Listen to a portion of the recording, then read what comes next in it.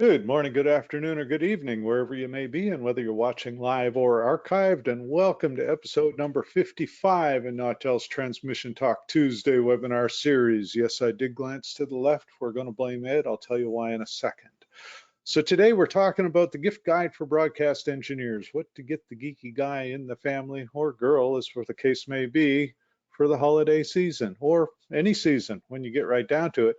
And because no good deed does unpunished, William Harrison from WETA, who's a frequent attendee, he sent me this suggestion after our Gizmos and Gadgets webinar a couple of while back. And it was like, ooh, good idea. And as I say, no good deed goes unpunished. So William is with us today and he is going to discuss. He sent me a big long list. But William, thanks for being here today. Oh, no, thank you, Jeff. I really appreciate you having me.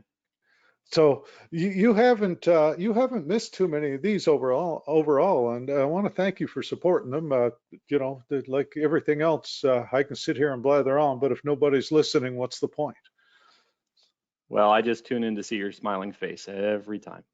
Yeah, this is why we have the slideshow, so you don't have to look at that too darned often. But so I asked William, I said, so, if you were doing something like this, what would you provide? And the next thing I know, I get this text file about this long, and there were a lot of cool ideas in it. So we're going to run through some of those, and we'll talk about the good things about each individual one. And I know my own particular wish list got a little longer after I set this up. And of course, in typical true to me form, I set this up about 5 minutes before you saw me click into the practice session. So it's hopefully not as rudimentary as it could have been. Um, then anyway, so we were joking earlier. Ed sends me out the advanced slides, or I was joking earlier. And on the advanced slides, of course, we've got the episode number now because, well, we've discovered that I'm incapable of keeping track on my own. And so when I got them this morning, I looked and it's the title said episode 55 and the cover slide said episode 54. And so I fixed it and changed it to 55, but then I had to look over to make sure that I actually had done that. Anyway, so mandatory housekeeping stuff before we get going. I'll stop rambling. If you're new to one of these, then we do encourage interaction. You got to be careful. You interact too much and you'll be like William and get stuck actually on the camera. But hey, that can be fun too. Type your question in, hit the send button. I'll make it part of the conversation. We handle questions, criticisms, comments, snark, sarcasm, anything of the kind. By the same token, if you got a microphone and you're not shy, hit the little hand wavy icon on your control panel and we can unmute you and make you part of the conversation. I think we'll have a little bit of fun with this. And so gift ideas. We got talking, and so you do a lot of reading, William, and you sent me a good long list of books. But it's true that reading keeps your mind active, and I noticed that not all of your books were really about radio broadcasts. So you've got quite a range of interests there. Yeah, there's a couple in there that are partial to radio, I guess. There's a lot that are in there that are partial to technology more than anything else. But Mhm. it's an interesting mix between, I think, technology and history. Right. So there's a lot of stuff in there that talks about the way we used to do things, which isn't necessarily better or nostalgic. It's just history and the If way we used to do it and how we correct. got to where we are now. Yeah. And that's one of those, what do they say? Those who don't learn from history are doomed to repeat it. And it's a really good to kind of get that look on where we came from for two reasons. The thing that fascinates me is, I mean, these days we are immersed in technology. I mean, I'm sitting in front of a computer that basically didn't exist 40 years ago. Well, certainly didn't exist in this foldable, miniaturized, more power than the space shuttle or the, original rocket type format. I've got various types of injection molded plastics.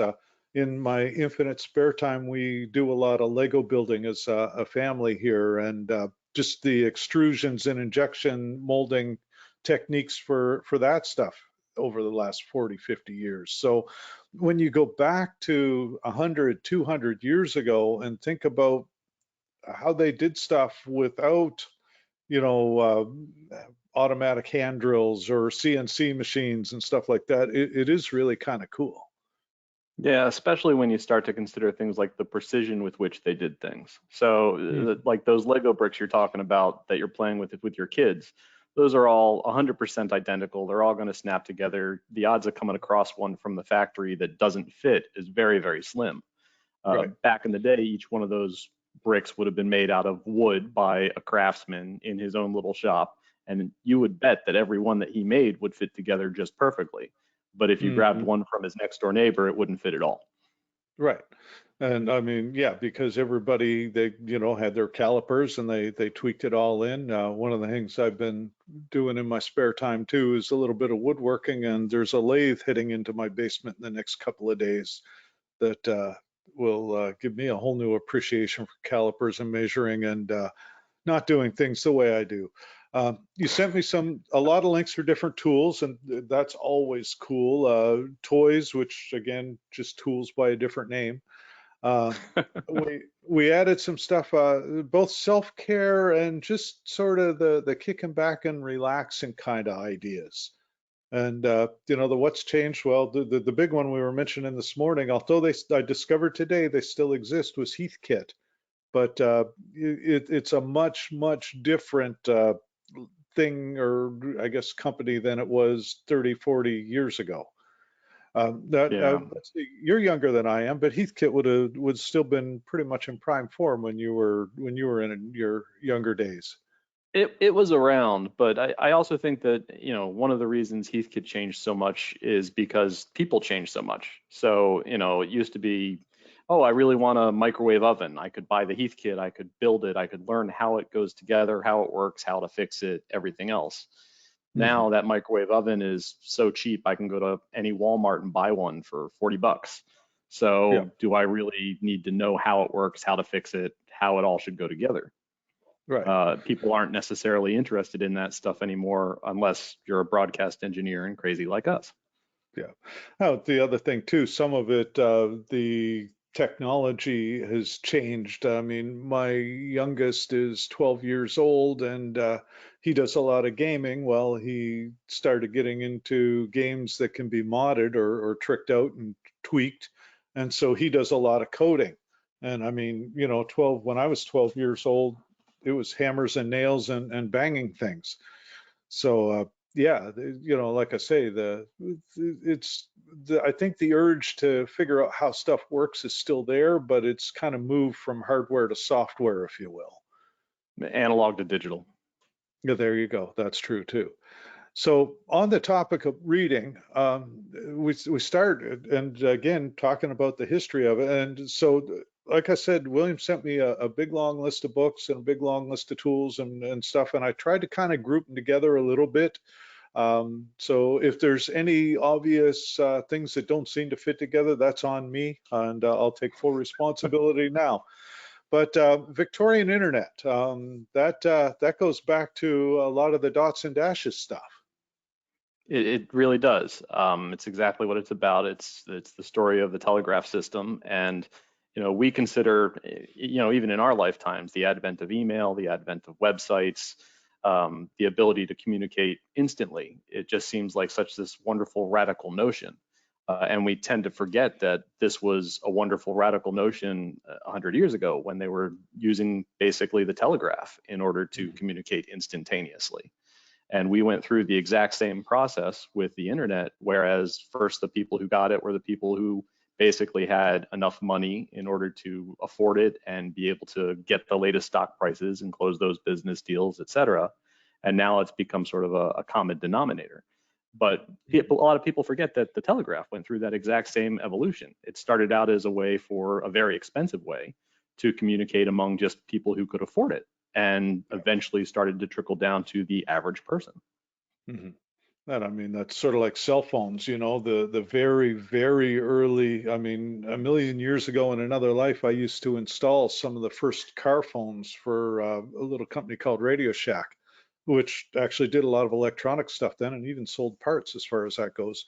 But one of the things that back then, you know, cell phone minutes, you had to be pretty financially secure to have a phone in your car, not for the purchase of the phone, but because picking it up and placing a call was a financial decision. Yeah.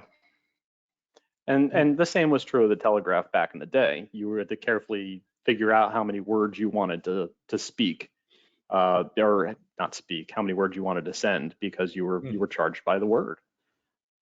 So it was almost exactly like Twitter, except you were limited more by cost than capacity. That's exactly right. If all messages in Twitter were limited to like 8 words, I think it would be even better. Some days even less than that. Elaine makes a quick comment on books and says, make them audio books so your favorite engineer can listen to them on their way to the transmitter site or other stations in the group. And I'll quantify that because I'm the Luddite. I very much prefer, I don't even own a Kindle. I'll rephrase. We have 2 Kindles in the house. I don't think either of them gets used for anything except holding down stacks of paperbacks. So definitely audiobooks are awesome for the folks that do that, but you do have to be sure of your audience, so to speak. Um, Yeah, and in terms of being the Luddite, I prefer paper too, but a lot of these are available as ebooks, and I'm sure some of them are available as audiobooks as well. yeah. So but that is a good idea, Elaine. You know, if you've got somebody that's into audiobooks and listening in the car, then definitely it's not a bad way. And you can get subscriptions for audio book clubs, same as we used to be able to do Book of the Month Club, and we'll segue into something like that later. Now, to the right-hand side, we're still sort of in the telegraph, but moving more into telephony stages and being able to talk even longer distances. Well, believe it or not, this particular book is actually still about telegraph. This is about the first telegraph cable that was laid across the ocean. And later on in years, that was purchased by what became AT&T. But the original telegraph cable was laid by essentially a private individual who had to do it 3 times in order to get it to work. And it's funny, you'd think I'm an expert on it, but the only reason I have so much of it in front of me is because the History Channel just did a 1 hour show about it that I caught like last week. So Mhm. so it's very fresh in my memory. And But I'm sorry, go ahead. no, I was going to say it's just one of those things. And of course, I'm sitting at the end of the North Atlantic. I say not too far, but not too close either. About 1,000 miles from Signal Hill, Newfoundland. So this is local history for us, you know, because Alexander Graham Bell had a lab in Bedeck, just about 3 hour drive east of here. So Right. cool. But it's interesting, and again, you get 2 different perspectives. One if you read the book, one if you watch the hour-long TV show on History Channel, I think it was. And there are some inconsistencies, but at the end of the day, it comes down to here's an idea that people thought was absolutely impossible at the time, and until one guy who frankly didn't know any better to think that it was impossible said, "Oh yeah, we should do this. We can do this. Let's do this." Hmm. And again, it's one of those things that just revolutionized how we do things. Up until that cable was laid, America, the United States, Canada, North America, really was quite cut off from Europe in terms of communication. If you wanted Yep. to send a message, it was going by boat. Hmm. And that was not, I mean, you know, that wasn't an overnight job, I mean, by any stretch. Yeah, and it's interesting to note that the first time they tried to do this, they figured out how they're going to design the cable. They get ready to lay the cable, and they realize that there's no boat big enough to carry the cable. Hmm. So, like in the entire world, they don't have a ship big enough to do the cable. So their plan is to basically take 2 ships and splice it in the middle of the ocean. Which you think about that now, like that would be difficult to do today with modern Yep. technology and modern ships, let alone doing it back in the day. Right. Well, and not to mention the fact, and I'll give you an example, I mean, and looking relative to that technology, where I grew up in a rural part of the northern area of the province, I lived on a road, and that road connected 2 towns about 25 miles apart, arrow straight road, except for one S curve in the middle because they started a crew from each end. And when they got to the middle, they discovered they were about 500 feet away from each other, and a lot, and I mean, when you think about it, over 25 miles, 500 feet's not that big a margin of error. Now, how many hundreds of miles is it from, the English Channel to Eastern Canada? So, or Eastern US, and they were able to do this and actually get close enough. Yeah, it's pretty impressive. I recommend the book, but I would recommend the show on History Channel as well. It was really quite good. Cool. And so one other note, all of these, everything in here, there is a link on it. You can certainly screenshot it. This will be archived, so you can grab it later. I will try to do a list of links and put them on the YouTube channel. That didn't work so well the last time I tried it, so I'll have to get somebody smarter than me to figure it out. But hey, that's the story of my life these days, seems like. So Elaine mentions here too, they just watched an engineering documentary on YouTube about repairs to the fiber optic cables crossing the North Sea. Then again, whether it's carrying light or electrons, the only real difference is that it doesn't tend to leak as much, or it doesn't tend to short stuff out if it does leak a little, but still a Yeah. challenge. Oh, this one, as soon as I saw XKCD, because what I did when you sent me the text file, and I kind of just copied and pasted the links into a browser to see where they took me, and it's like, oh, cool. And so this, because I mean, these guys are very much comics, but there is a lot of science involved. Yeah, especially with respect to the what if, because the author Randall Munroe, he has a significant background. I can't remember. I want to say he works for NASA, but I might be wrong. But what if started out with people sending him obscure questions to his website, and he would come up with an answer. Like, what if there was a fireman's pole from the moon to the Earth? And he'd be like, okay, well, if there was, it would be this long, and this is how fast you'd be going. And the biggest problem would be like how you'd slow down. And, let's do rough equations to figure out what some of the instances are and the problems with it are. But please don't hold me accountable for any of these equations. They could be off by a factor of 1,000 because that's close enough for this weird book that I'm going to do. Yeah. But it's really funny.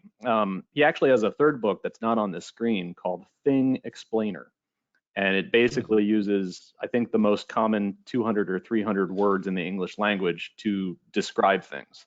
So, like, how would you Okay. describe an Atlas rocket if the word rocket wasn't available to you? So Hmm. it's like it's the Upgoer 500 or whatever. But Cool. he just has some really good stuff. He has some great insights. Jeff Wilson has written a book in the questions section. Just bear with me, because trying to make stuff bigger when I've got so many things on the go can be a challenge. Here we go. Let's see. All right. So, okay, Monroe worked as contract programmer and roboticist for NASA at the Langley Research Center before and after his graduation with a physics degree. October 26 or 2006, NASA didn't renew his contact, and he moved to Boston to begin writing full time. So there you go. Yeah, there was a NASA link in there. You got that good. Uh, we keep this going. Wilson's going to end up getting his mic unmuted. He's been throwing me stuff, useful tidbits in the background for the whole session so far.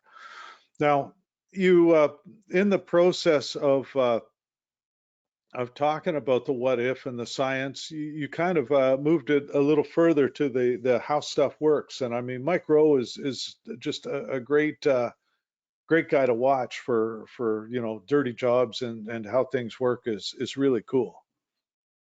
Yeah, I actually I got this book recently, and I think it was probably the last thing on the list or the last thing I sent to you.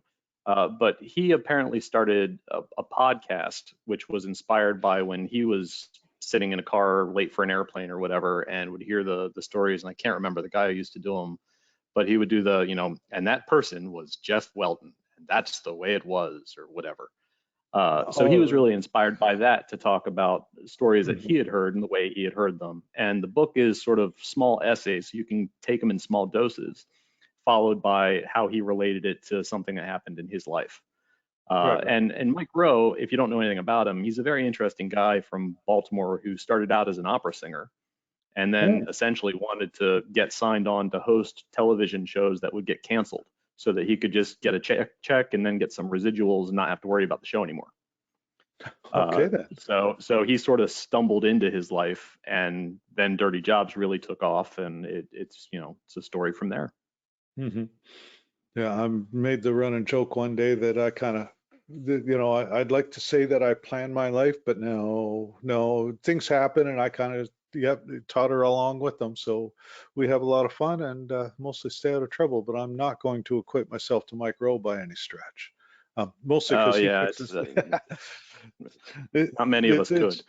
yeah, it's a totally different philosophy. Now, what's we have no idea book? That's a little different too.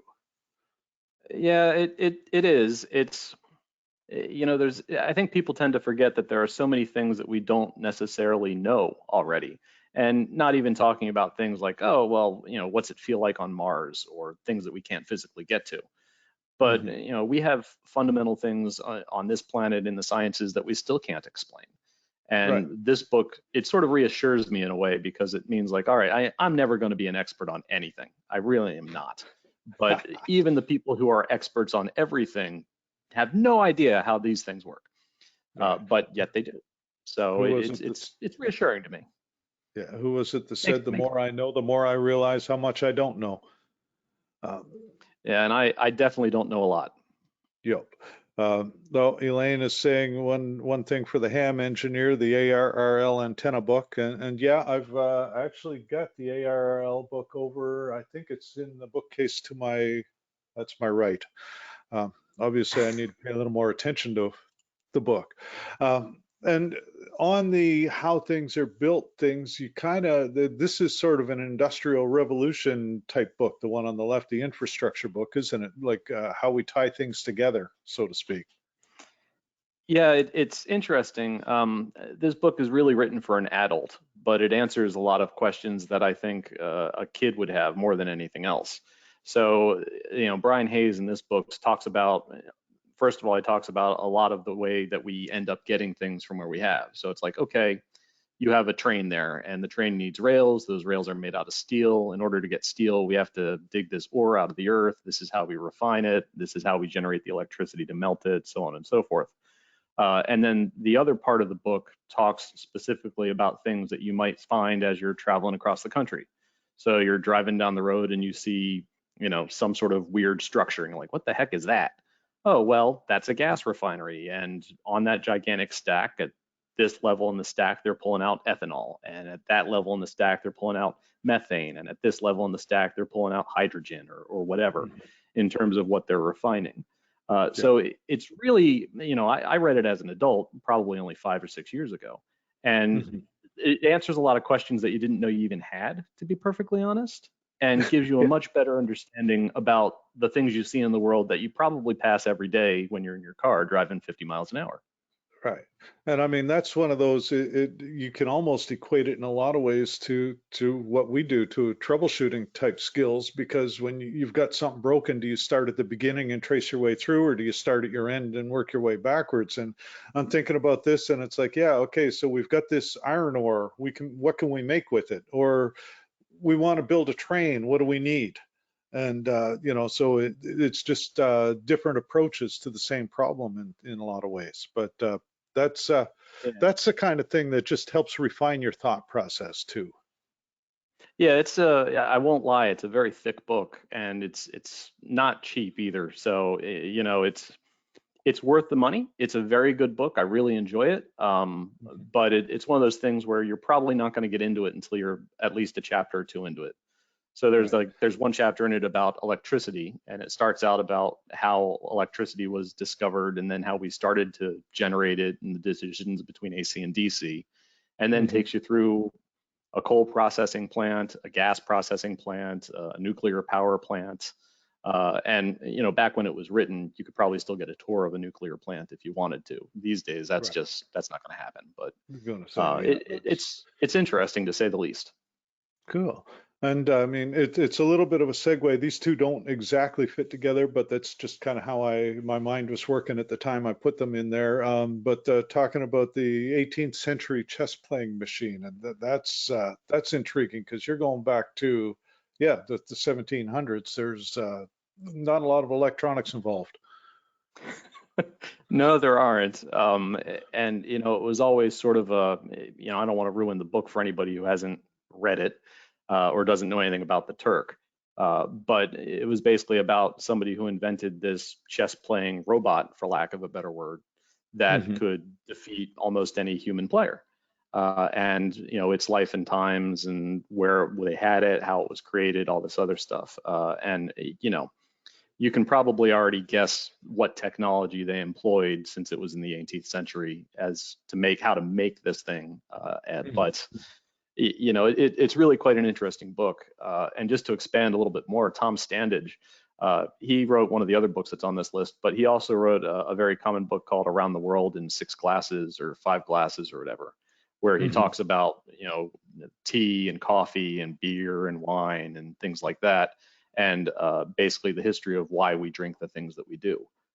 So Tom Standage, just as an author, standalone, is a wonderful author, and I'd recommend almost everything he's written. Cool. Well, and I say that was one that kind of caught my eye, and then I went to Amazon and read the description. It's like, yeah, okay, so that one made it from wish list to shopping cart already today. Um, so yeah, I mean, it's just like I say, that's why I like stuff like this. I learned probably way more than we end up teaching in the process. And then we had the last two. One's yours, one's mine. So I recognize Philo Farnsworth. Tell me a little bit there. So Philo T. Farnsworth, the title of the book, Last Lone Inventor. At that point, a lot of inventions were sort of going over and being invented by labs or companies that were set up specifically to invent things. So like RCA has tons and tons of patents because they had this entire lab that was generating patents. The same was true of Edison. Whereas Philo T. Farnsworth really came up with this concept of how to create moving picture television by doing scanning lines that he was inspired by watching the field get plowed. So you do one line and then the next line and then the next line. And he really sort of tried to stay away from big investors and people who really want to just take his idea and run with it and make it their own and not be able to make any money of it. The book itself is also very much about some of the conflict between him and Sarnoff, David Sarnoff, who was, I think, president of RCA at the time, or Yes. maybe the chief technology. I honestly don't remember exactly what the title was. Hmm. But it's really interesting. And again, I feel like everything on my list is now a television show. There was like Inventions That Made the World on History Channel maybe a couple of months back. And there was an episode actually devoted to Farnsworth and Sarnoff Hmm. and talking about television. And again, it's a slightly different perspective because the book's written by one person, the TV show's done by different people, and they either uncover different stories or take a different skew as to how something played out. And they're both good in and of their own right. So, but yeah, I really enjoyed this one. It was very, very good. Cool. And I've got one in here. This is the one I threw in, and Jeff Wilson had mentioned it earlier. He goes, "That's the only book I can recommend." And it's like, so I have to give him credit. Jeff Wilson's our West Coast sales guy, and he recommended this book to me, and I think I'm on my fourth iteration with it. And it's geared more toward talking about how we become more sedentary as we, not as we get older, but just as society. We got more convenience items and we don't move nearly as much, and our bodies are still very much geared toward needing to move to, kind of survive and all that stuff. So it just talks about the importance of exercise and stuff, especially as we get older. And that was one of the pre comments. I won't mention the full name, but somebody mentioned, ideas for the retired or soon to be retired. And that's why I kind of lit off with books in general, was because reading is one of those things that you can use to keep your mind sharp long after you're done working for a living. And I mean, I've probably got if I had to guess, somewhere between 4,000 or 5,000 books in the house on just about any topic, from spaghetti westerns to thrillers to educational to a little bit of everything. So yeah, that was one. Now I'm going to, because I can, and because Ed, who I didn't give a shout out to, Ed's in the background, and Ed's the coach. He's the guy that actually makes me look semi-intelligent some days in spite of myself. And so Ed, I want to thank you for this suggestion, but Jeff Wilson, you are now unmuted, and I know you have a microphone. So maybe you could unmute yourself and tell us a little bit about why you recommend this book so much. And this is the part where Jeff Wilson is panicking and going, I don't know. I just So, got to figure out how to unmute. Did that work?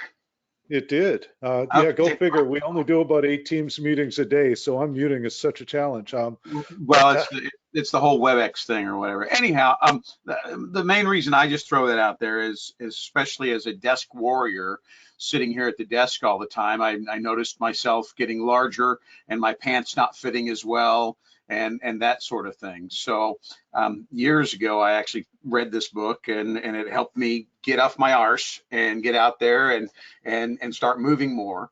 And I just found the logic, the way they go back and forth between Chris Crowley, the guy writing the book, and then his MD, his doctor. They go back and forth on the chapters, explain to you why our bodies the way they are and why we need to move more. And it's really helped me, and I think it's helped you. And so I just had to throw that one out there. There's some other books and whatnot that we could go down that rabbit hole, but that's the one. If I had to pick one to share with everybody, that would be it. Yeah, thank you for that. And Yeah. definitely that is one of the things that we do. You know, we talk back and forth amongst ourselves like everybody, but this book is cool because it talks a lot about the physiology of exercise, like why your body needs the exercise, as opposed to just telling you, hey, you got to go exercise, you know. And it doesn't really tell you what exercising to do. It just tells you why you need to. There are exercise books out there, but that's a whole different topic. So moving off of the books and into the gadgets, William, you sent me something that again, something you don't know what you need until you know it exists. But the Pentel, of course, everybody remembers when you were a kid, you thought you'd won the lottery if somebody gave you one of those 4-color Pentel click pens. And so this is one that's got 2 colors and a pencil in it, the one to the right. Yeah, it's you're absolutely right. I didn't know how much I needed it until I had it, and now it's become like the default pen that I use. And I leave them at transmitter sites so that when you're putting something down in a logbook, you've got 2 colors of ink, so that, like, all right, everything here is in black ink, and that's normal. And all of a sudden, there's something in red, so that must be really, really important. But it's really interesting. If I had one complaint about it, the ink cartridges don't last nearly as long as I really want them to. But it's just so very nice to know that I have one writing implement that I can do. All right, here's a normal note, it's in black ink. Here's a highly important thing in red, and here's a pencil if I need to start drawing out a circuit diagram or a schematic or a flow chart that I might need to erase later. And so instead of having to try and carry all of them and never be able to find the one you want, you just carry one and you know you always have it. And I mean, that's one of them. Now you are totally going to, I guess, blow up the stereotype of the engineer with the pocket protector full of pens, pencils, tweakers, greenies, and blueies, and all that great stuff. Because I mean, these days, more and more of the gear we work on, I mean, you look at one of our transmitters now, there are no things to tweak in them. So the greenie is not really a requirement as much anymore. You know, a lot of that's done through software. So if you've got the one multi-function writing implement and a multi-tool in your pocket, you can replace a whole bunch of stuff. Yeah, and add to that the smartphone with the browser so that you can actually look at the parts diagram or the circuit diagram or how to take something apart. And honestly, it sounds a little bit cliche, but you've got 75% of the tools you need right there between your multi-tool, your pen, and your cell phone. Yeah. And I'm going to give a shout out to somebody in the audience. Bob Gorjance is listening in. Anybody in the upper Midwest will know Bob. Bob worked with Gates Air for years back when they were Harris, and has been doing a lot of contract work up and around Sheboygan and you know, the western or eastern Wisconsin. I can't do my left, my right, my east, my west at all today. But Bob mentions the tiny SA shirt pocket spectrum analyzer for 80 bucks. Now he also says evil, evil toy. So, you know, we may have to do some research on that one. But Bob, thanks for that. That's glad to see you listening in too. One of the other things you got here, and this was also cool, was the sharpening mechanical pencil. I'd never heard of such a thing there either. Yeah, so my wife actually lived in Japan for 8 years and taught English, and she turned me onto these. It's Uniball makes them, and they're called a Kuru Toga pencil. And basically, every time you lift it off the page, it rotates the lead just a tiny bit. Because the idea is that you're holding it at an angle, so now you're rotating it a little bit, and it always stays perpetually sharp as you use it to write. But it's gotten to the point where, you know, it's stupid to say I can't use any other pencil, but I've gotten so used to the fact that the point is always exactly the way I want it. I know exactly how it feels in my hand, and frankly, if I don't have one of these, I'm probably using the pencil in my multiple pen pencil thing and cursing at it because it's not doing that. So, but they're really nice, especially for the price. The plastic ones are really cheap. They're like $6 or $7. And they use standard mechanical pencil lead, so it's just totally worth having a couple, especially for when you're trying to do a diagram on graph paper that you know you're going to change. Yeah, and I mean, I put pictures up for both the plastic one on the right and the steel cased, I think they call it the Elite on the left.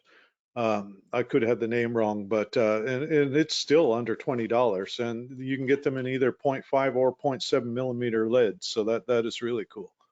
Yeah, and they're not hard to come by. I mean, most of the links that I sent you for the books are on Amazon. I would bet that everything on this list is on Amazon. And I'm sure if you walked into an office supply store, you'd probably find them too. Right. Yeah. So that's useful. The next thing, and the next one was kind of cool, and again, keeping in mind that I'm condensing stuff to keep the slide count down, but so we've all seen tool belts and tool pouches and this and that and the other thing, but this actually goes around a mug to make you a little desk organizer. That's exactly right. Bucket Boss makes things like look like this to go onto like a 5-gallon bucket for your tools or your paint rollers and brushes and things like that. This is one that's sized for a coffee mug. So, you know, everybody, well, most people have a coffee mug that they got given by some transmitter manufacturer sitting on their desk that's just filled with pens and pencils. So, you know, a while back I gave a couple of these out, and I've got friends with pens and pencils in them. I've got friends with greenies and tweakers in them. You know, I've got friends with stuff just you'd never think, but it's like, oh, it's a coffee mug that I can store stuff in, not just in the inside of the coffee mug, but I can keep it a little organized on the outside. Right. Yeah, and the cool thing about it is, because I mean, like I've got the traditional cup full of, oops, there's my camera, cup full of everything. So when I want to go find something, I just start lifting stuff up. Nope, that's not it. That's not it. Oh, there it is. And something like this makes it a lot more visible. So that's really cool. Now on the right, this intrigued me. So we've all heard of software-defined radios. We've heard of Arduino. We've heard of Raspberry Pis and all this, but I've never seen a software-defined, well, I mean, I've got the Fitbit with the changeable watch faces, but the Crazy Clock goes way beyond that. Yeah, this was kind of a fun gift because I think the gift that every engineer wants more than anything else is extra time. And none of us are going to get that. But the Crazy Clock started out as a way to modify a standard analog clock so that it could keep time to a different standard. So if you wanted to have a clock that kept time to, let's say, the Martian day or something else, you could basically program it to do that. And then from there, people started playing with it and deciding, well, there are all these other fun things we could do. One of the things, there's a series of books by an author named Terry Pratchett, and one of the protagonists in it, oh, you know him, great. I've He got the has series. there you go. Lord Vetinari has a clock, and it's a running gag in the books that the clock, people always complain the clock is just a little bit off. Sometimes the tick is too early, sometimes the talk is too late, and it's just really designed to drive people crazy. Mm-hmm. Well, the same guy who came up with this, there's a mode that you could put this in that makes it Lord Vetinari's clock. So it can be just enough off to make you really question what's going on. Yeah. I have one of these in my house, and one of the modes is you can make it play, it's called the Toonie mode. So it plays tunes. So it'll Mm-hmm. act like a normal clock for a while, and then all of a sudden it will stop, and it stops just long enough for you to go, wait, something happened, and you start looking for the clock to figure out if the battery died. And then it'll knock out like shaving a haircut, which is just, it's really fun. Your father-in-law looks at the clock for a minute and then looks at you like you're crazy, because you probably are. Well, But it's highly entertaining. yeah, and I mean, I looked at it, and it's got the modes where it's like it's always ahead a little bit, or it's always behind a little bit, or like the one you were talking about where the ticks are, how did it word it? They are offset by 10th second increments at random, although it keeps exact time, but the ticks are all over the map. And Yeah. so yeah, that was another one of those toys. I didn't know I needed it until I knew it existed. And Yeah, then we and segue. Sorry, go. oh, no, that's fine. I was just going to say, they sell that as a kit, just a little modification that you could modify an existing clock with, Hmm. or as a complete kit, which is what you showed on the picture, Yeah. pre-programmed. But you can also, with the right cable, you can plug into it and you can change the program. So it could be a Martian clock one day, and it could be the off by a tenth of a second or a tenth of a millisecond on each tick the next day if you really wanted to change it. So you're not even Hmm. locked into one particular mode if you do get it. Yeah. Yeah, I could have way too much fun with that. We have one analog clock. Actually, I've got one here that it's about 15 minutes slow already, and I set it 2 days ago. So maybe I may have to take a look. It may have a, USB port on it somewhere, but I think it needs a new movement, and I think I know where that movement's coming from now. So now getting back into our industry a little bit, then we talk about different things to do with actual radios. And the one on the right, the HDR14, I know when we had Tom Lawler on 4 or 5 weeks ago talking about gizmos and gadgets, this was one he recommended too. Yeah, the tuners in them are actually pretty good. Sony made an XDR for a while that was really, it was just an absolutely great tuner, would pull in analog or digital from incredibly far away. But those are sort of unobtainable now. And the Mhm. Sangean portables are the next best thing, absolutely. And then on the left side of the picture, I totally forget what I'm looking at there. That was something you'd mentioned, and I forget. So Silicon Labs makes some standalone tuner chips, and you can get them to tune various different bands, and they make ones that'll do AM, FM, shortwave, long wave, weather band, etc. Hmm. And they got kind of popular in the Arduino community, and now you can actually buy from AliExpress basically a completely built unit that has essentially an Arduino in it and a link to the code. So you can go ahead and modify the code if it does something, to make it do something you want it to do, or to strip out a function that you don't want it to have, etc. And I actually was given one of these when I was looking for a receiver for an EAS receiver. And believe it or not, it works a heck of a lot better than I was expecting it to. I don't actually have it in use because it's sitting on my desk and I still play with it. But you can change the receive bandwidth, you can change the various filters. It's quite a fun little toy, especially for the entry price. So it's I Hmm. want to say like $55 or something. Yeah. And it's just a fun little radio that if you were so inclined, you could go ahead and hack and make it do anything you really wanted to. It's cool. Yeah, and for what it's worth, I did a very rough mental tally of the entire list of things in this slideshow. We're under $1,000 for everything we've got shown here, so that's pretty cool. And then we got talking about Raspberry Pis, and of course we've talked about Pis and SDRs before, but again, that's another thing that you just can't go wrong, given anybody who likes to geek out, something that they can build and learn from. Yeah, the Pis, I feel like there's no one left on the planet that doesn't already know about Raspberry Pi. But some of the advances between the Raspberry Pi 1, which I remember coming out so long ago, it seems like it was 25 years ago, even though it wasn't, Yeah, to the computing power that you have in the modern Raspberry Pi 4. I mean, I wouldn't want to spend my entire day using it as a computer, but it's powerful enough to do just about everything that my 9-year-old kid would want to do. yeah, Um, and they have so many different form factors between, the board that you're looking at there versus the one that's built into the keyboard where you just plug in a monitor and a mouse and you're good.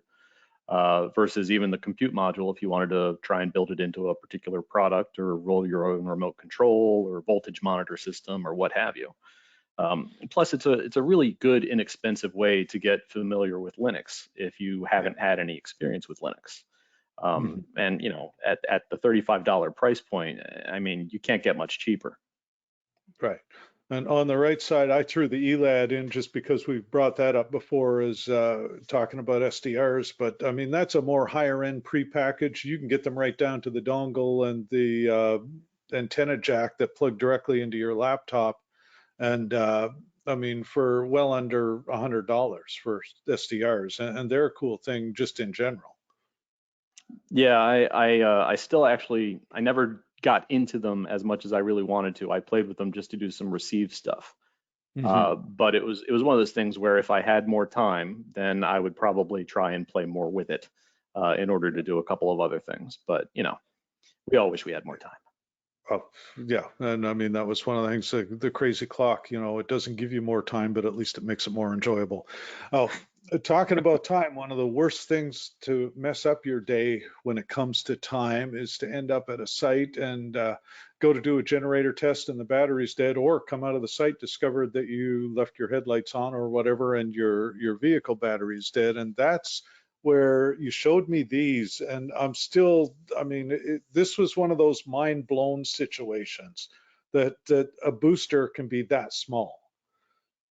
Yeah, it's interesting because boosters come in all sorts of sizes and flavors, and a lot of it depends on what you're doing with it. I can go down to my local Costco and for under $50 buy a battery booster that will start my wife's car every day because we live in a place that doesn't really get extreme weather. Her car is very tiny, the battery in it is very tiny. You're almost to the point where you could start it with a 9 volt. Um, but this is a company that makes boosters that I have one of the larger ones, and I take it out in the winter and start my Bobcat when the battery's dead. They make accessories that go right on the battery terminals of, let's say, your portable generator or whatever, so that you can plug the battery booster right in and use it to jump it. The other thing that's really nice about this is they have an override feature. So in it, most of these things look and see, okay, well, this battery's too far gone. I'm not going to apply enough power and all this other stuff. You can hold down a button on these particular models and override that I'm not going to turn on for 30 seconds. Mhm. And you're taking a risk doing it, but at the same time, if you're in the middle of nowhere and getting home is the difference between hitting that override button for 30 seconds or you're sleeping at the site for a week, yeah, you're probably going to try and hit that override button. Yeah. And I mean, these come, and Ed had asked the question, and it's a good point. These cover, I mean, they've got various ranges, but they cover price points from $50 well up to nearly 2,000, depending on what you want to accomplish. Yeah, and if you were trying to use one to start your Mack truck to do your ice road truckers in Alaska trip, then obviously you probably want to get the higher end one and maybe even want two Mhm. or three of them. But the smaller ones, at least where I live near Washington D.C. Mhm. And the amount of extreme weather we get is usually pretty slim. Uh, but the one I have is enough to start all of my vehicles and my generator and still have power left over to plug my cell phone in to recharge it if I really need to. Cool. So yeah, that's definitely a good one for anybody that lives in snow country, but or tornado country or hurricane country or anywhere where the lights go out and batteries run dead. Uh, so basically anywhere. And that one really got my attention. That one is definitely going on my Christmas list. Now, of course, then we need a way to carry all this stuff, and so we like to joke about Harbor Freight. I mean Harbor Freight. but they do make some stuff that serves a purpose. You know, this may not be a Pelican case, but like I said in the preamble when we were talking about it, if it's a fifth of the price and lasts half as long, it's still a better deal in that regard. And these are some cool cases. Yeah, you're never going to see a television commercial where they run one of these over with a tank and then open it up and pull out the camera lens that's still pristine or whatever. But at the same time, you know, how many times are you running over cases like this with a tank? Right. So, you know, and I agree. I'd rather have a couple of these and all right, oh, that one broke. Fine, throw it out and grab another one off the stack. Hmm. And in my experience, again, where I live in my weather, they've survived very, very well with respect to the weather and being waterproof and, you know, maintaining the stuff that I put in them. Right. And I mean, for like, okay, it would take me, you know, simple sales guy for throwing demo gear out and taking it out on the road and letting United handle it for a trip or two, you know, to get me through a show season, that probably will do the job quite nicely over a $500 Pelican case. So, and I pick Pelican, Yeah, Anvil, whatever, you know, I mean, definitely there are the high end ones, but it depends on what you want to do, and this will accomplish that. yeah, and Apache, the cases from Harbor Freight, they come in all kinds of sizes. You know, if you want one the size of your wallet because you want to put your wallet in a case like this, I guess, they make one. If you want to Hmm. put, you know, two gigantic fishing rods in it, okay, yeah, they make one for that too. You know, Yeah. any size you can imagine, they probably have a case for it. Yeah. And these days, more and more, of course, the market, it seems like for tactical flashlights has gone way, way up. And so it was kind of cool to get a recommendation for a decent flashlight as well. This one, a lot of these things on this list, I've either been given as gifts or I've bought for myself. And this is one that was given to me by my former boss. I actually think it might be the model previous to this, but Hmm. it was really kind of shocking when he handed it to me because there's a button on the back and it has three brightness settings.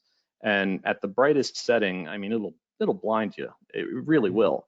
And then you open it up and you're like, okay, I'm gonna have to find these special batteries. No, it's got a single AA battery in it. I can go to any store in the world, buy a battery and throw it in and be done.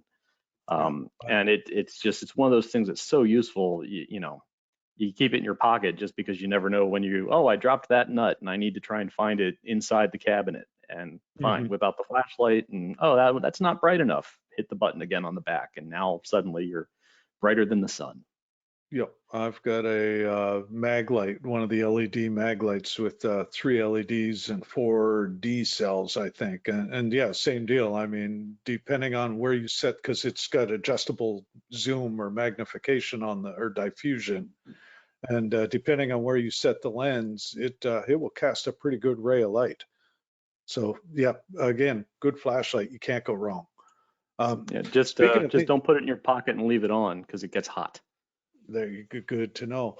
And again, talking about things I didn't know I needed until I knew they existed. These tight reach extensions, and I know I'm going right to left. It's just the thing that caught my eye the first. But being able to put a socket on something and then just stick something in there because you got no room to get your hands in even, and then run your ratchet on the other end. That is the coolest thing ever. Yeah, I got turned on to these. A coworker of mine was changing, I think it was power steering fluid in their car, and you couldn't really get to where the drain plug was, first of all. And if you could get to it, by the time you got it loose, the fluid was just pouring out all over you and drenching your arm and your sleeve and everything else. So Hmm. he pulled out one of these and put it on, and it was just astounding. All the fluid landed in the catch bin, which I think is the first time that I've ever seen that in my entire life. And you know, it was just he was able to get into it and get into the space in a limited area and not necessarily have to crawl all the way under the car and end up crawling out covered in fluid. Yeah. And they have a couple of different models, a couple of different, you know, ratings, I'm sure, in terms of torque and length of the bar and things like that. But Hmm. they're really useful for getting into those places. Yeah. And on the left, you've got a Milwaukee Tools X-Acto knife multi-tool type thing, which is really cool. Canadian Tire up here in the Great White North has similar with their Mastercraft brand, and that's cool because I mean it's got like a screwdriver socket, like one of the hexagonal sockets for putting screwdriver bits in, among other things. Yeah, I actually, this is the one that I carry now, primarily because it has so many, let's call it fringe benefits built Mhm. into it, and I don't have to have 2 or 3 tools. So, in addition to it, you're absolutely right. It has that socket bit, which has a Phillips and a standard. I suppose you could replace it with a Robertson since you're up in Canada. But you can also pull it out, and it's a standard 1/4 inch hex driver. And then there's a space in the blade actually in order to store, or in the handle to store a spare blade, Mhm. which, every time I end up having one of these things, I use it and then the blade gets dull. Okay, flip the blade around, fine. Yeah. And I always forget to throw a new blade in it after I've done that. So the Mhm. ability to carry that spare blade and not take up any additional space and not have to stab myself in the leg with it either really Yeah. makes it worthwhile to me. Yeah. And Ed made the note in the chat about like the light. Don't forget to close the knife before you put it back in your pocket. And I mean, the other thing I like is the little wire stripping notch in the blade. I can see it on this picture too. Yeah, and on the other side of that, there's actually a hook, a handle, so that it can slide and snap onto like your jeans pocket or your belt pocket. Yep. Yep. But it's a really well thought out, like how many features can we cram into it, and let's make it useful features as opposed to just features that no one's ever going to use, but we can say it has it. Yep. Yep. So no, that was cool.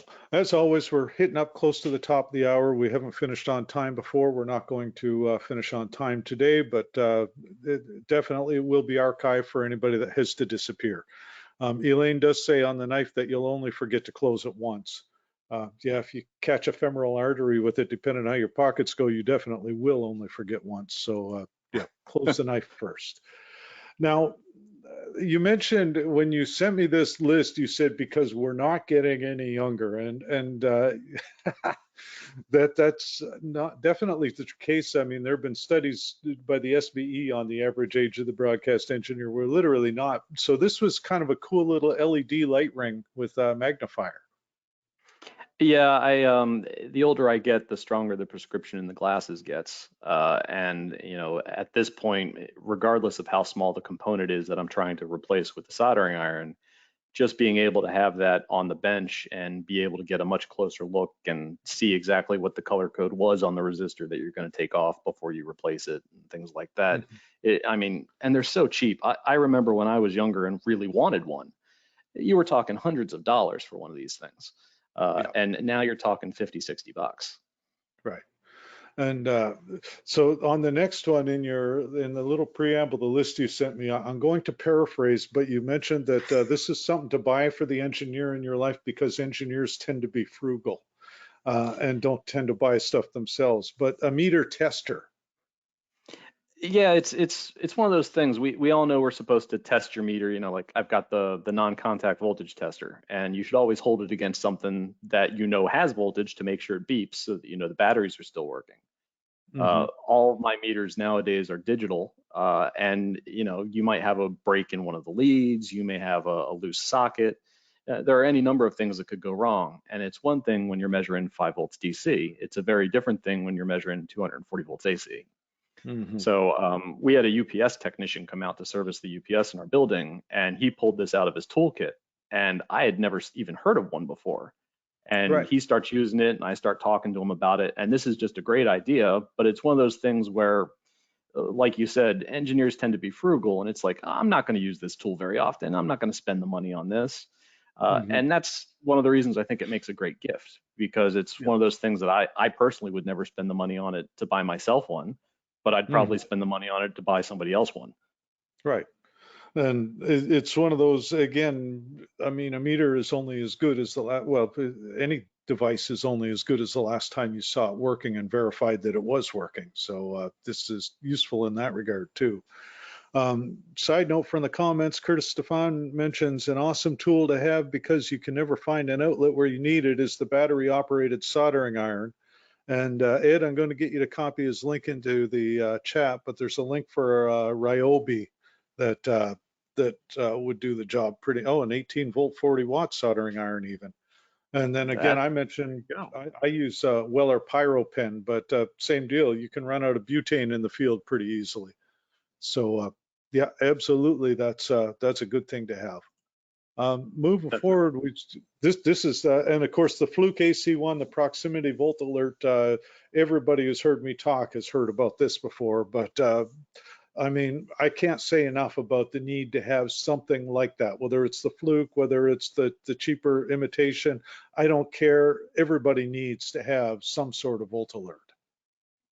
Yeah, I agree. It's a really good thing to have, and it actually it segues really well into the next product that's on the page, Hmm. because that's essentially the same thing on steroids. If you take and put a cable in those forks, it'll tell you the voltage on that cable. Hmm. Um, so it's good for identifying like a Y or a delta configuration on wires that you may or may not know exactly which one's doing what. Hmm. And it's just a great non-contact tester. They also make one that'll tell you the frequency. Yeah. And so again, just useful stuff for keeping your hands out of the things until you know what the things are actually carrying on them. Greg Exactly. Richwine mentions using the Milwaukee M12 soldering iron for several years. So again, another vote for a non-plug-in soldering iron. Oh, I'm going to get you to tell the story. You told me the background of the wooden handled screwdrivers, and then you provided a link for a really nice set. But you kind of inherited a set of those at one point. So yeah, I, And I guess with I you it have was pipe wrenches, but it was pipe wrenches. My grandfather was a plumber, and when he passed, I was relatively young, but somehow I was the guy who inherited all of his plumbing tools. And honestly, the only ones I have anymore are the pipe wrenches. right. But they're tools that were made at a time where people cared about things, and if you were going to make a tool, it was going to be a tool that was going to last.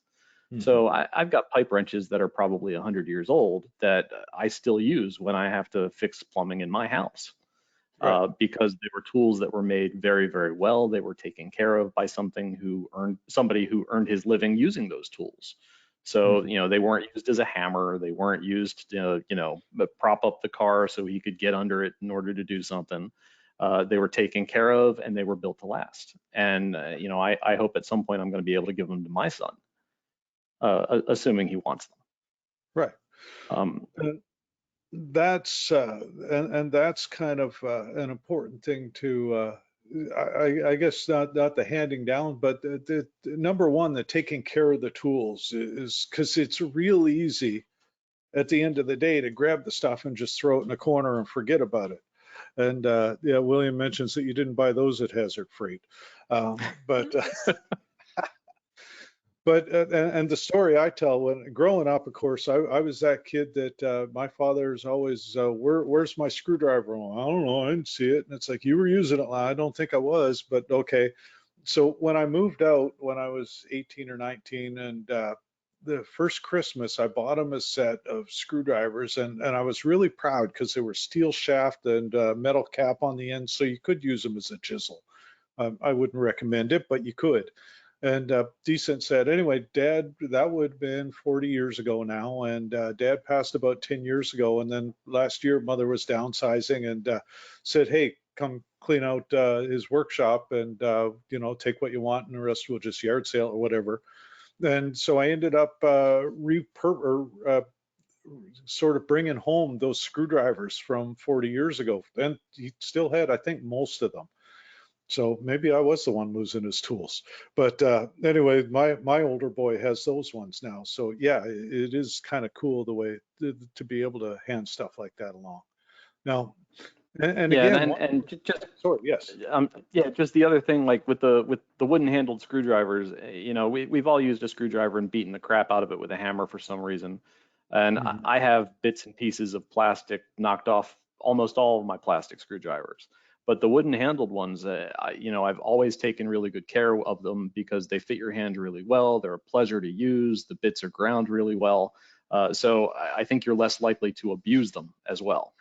Yeah, yeah, and that may be part of it. When you know you spent a lot more on something, you're less inclined to treat it as disposable.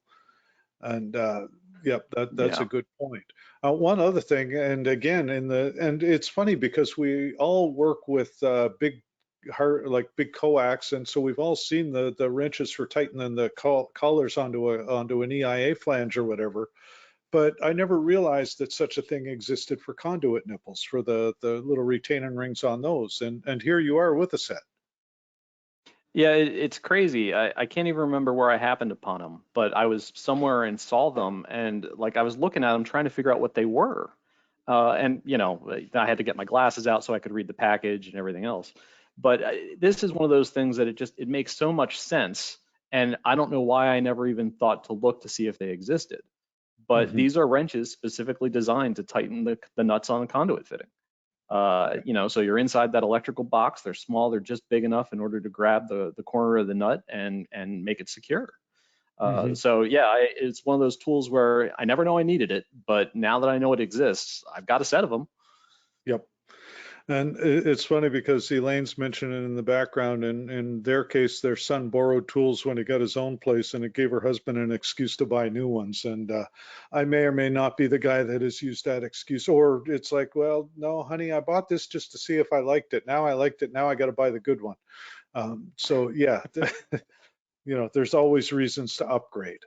Oh, and then we got talking, and you gave some suggestions for gifts for the kids. And of course, everybody, I think, mostly, we've all built a potato cannon with a piece of old drain pipe and depending on how you did it, some of us use propane, some of us use propellants or air. But anyway, so this is a book on how to do it and not blow yourself up in the process. Yeah, William Gerstle is a frequent contributor to Make magazine, and I think most of his books are now being published because of the maker movement, for lack of a better reason.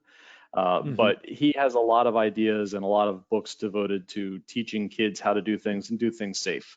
And you know, there's definitely the legal disclaimer in the beginning of the book that basically says, you know, be careful, you can blow yourself up doing this, you can really injure yourself, cause property damage, all this other stuff. But Hmm. aside from all that, this is really fun, and here's how to do it, You'll which shoot which is your eye kind of out with nice. that thing. Yeah, yeah. Don't shoot your eye out, even though you could. Yeah. And And you know, my son's only 9. I haven't taught him how to build the potato cannon yet, but I will tell you, he leafs through this book pretty regularly and asks when we're going to do some of this stuff in it. uh-huh. And then on the right, you've got a link to another kit company that there's kind of a little bit of everything from mechanical to artistic to whatever have you. Yeah, Kiwi Kit, Kiwi Co. is a company that you can get like a monthly subscription, or you can probably just buy one if you want to. But it's really designed to give a kit or a thing to a kid once a month. So like my son has a subscription that was given to him by his godfather, and they change them. So they have them for all different age groups and a lot of different interests, because some children are technically inclined and some children are artistic and some children, you know, fit somewhere Hmm. in the middle, Right. and you can change which one you get if you want. But my son built like a grabber claw out of popsicle sticks and a rubber band out of one of the kits. And the nice thing is the kit contains absolutely everything you need, as Mm. well as instructions and a book, so that they can see not only how it would go together, but how to use it, in which places that might be useful or might be fun to play with, etc. And when my son started getting these a couple of years ago, there was a lot of father-son time where, you know, he would be looking at the instructions and I would be helping him or doing most of it. And Hmm. now he's at the point where the kit shows up in the mail, and by the time I get home from work, he's already built everything in it. And he's just excited to show me what he built and how it works. That's kind of cool too. So yeah, that is neat.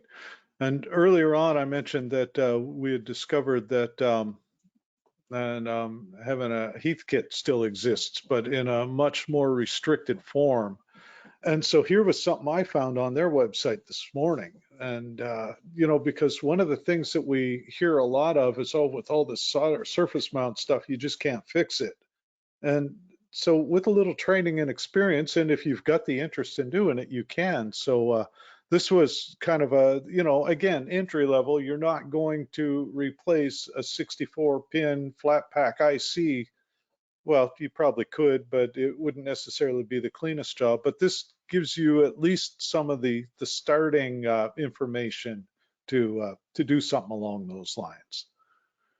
Yeah, it's it's one of those things where it's interesting. There's a lot of surface mount stuff that I don't particularly want to even try and fix, just because Mhm. between my eyes and my hands and the tips on my soldering iron are huge compared to the things that Right. you're trying to fix. Yeah. But having at least a basic understanding gives you a really good appreciation for the people that can fix it. So that Well, when you do send something in and you find out like, oh wow, it's going to cost me X number of dollars to get it fixed. Oh yeah, that's totally worth it because I know I mhm. couldn't fix it. Right. And in the rare occasion you'll run into something where a board gets bumped or something gets dropped and it knocks something loose. Maybe it wasn't soldered the best to begin with, who knows? So having the ability to tack a surface mount resistor in place, or you see one with a burn hole and to be able to replace it, sometimes you can fix it yourself. So definitely it is good to have the training and experience, and Heathkit still serves for that. One of the other things, and you mentioned this and more in the self-care and taking time for you thing is and you said something of the month club. So being the literal sort that I am, I Googled something of the month club, and this came up for my part of the world. So there's almost literally a club of the month club. But I yeah. think there probably is for any interest you have. There's a whatever of the month club for you. Mhm. And Yeah, I it mean, doesn't. that's one of those things that you really do need to, because we can get so focused on what we do, it can be hard to break it away from work time and you time sometimes. Oh I yeah, mean, and the beautiful thing about this is you'll get exposed to things that you normally wouldn't do it. So pick a topic, cheese. Instead of just getting the stuff that you would normally get when you go to the grocery store, you're going to get something, a little funkier, a little different, something you may or may not ever have been inclined to buy or even try. mhm. And now you've got a chunk of it that you're going to figure out either you like it or you don't, or what the best part of it is. Yeah, yeah. So no, that's absolutely cool. Brian Black says month club of the month club. But yeah, I mean, like the barbecue sauce of the month club, for example, but any topic at all. And on that note, we are hitting well past the top of the hour. This webinar, as with all of our webinars, will be archived. You can certainly track down the Nautel Waves newsletter, the YouTube channel, the Tech Talk Tuesdays, Transmission Talk Tuesdays. I did it again, second week in a row. Ed, we're going for an official name change next year, I think. But the these webinars are all archived on our YouTube channel as well. There's various links to online info that there are various sources of online info. I mentioned Barry Michigan's BDR.net. He does a weekly webinar. I think I get to be on it this week too. So, just lots and lots of places to learn. And now we've hopefully shared a few more places and ideas for having some fun and spending some downtime. So on that note, William, I want to thank you very, very much. I'm sure you didn't expect this when you threw the suggestion into the ideas for future webinars subject line, but I really appreciate the time you've put into this. I had a lot of fun being here with you, Jeff, and I hope I at least gave some people some ideas as to what they should send me. And we'll cheerfully get the address and post it. No, we won't post it anywhere public. That would be a little too much even for me. But folks, I want to thank you all very, very much for attending, and we hope to see you next week. Next month, December, we're only doing 2 webinars, I think the 7th and the 14th. And the topic for the month is going to be AM. So I think we'll have a little bit of fun with that too. So on that note, thank you very much. We'll see you next time. Bye now. Thanks a lot, Jeff.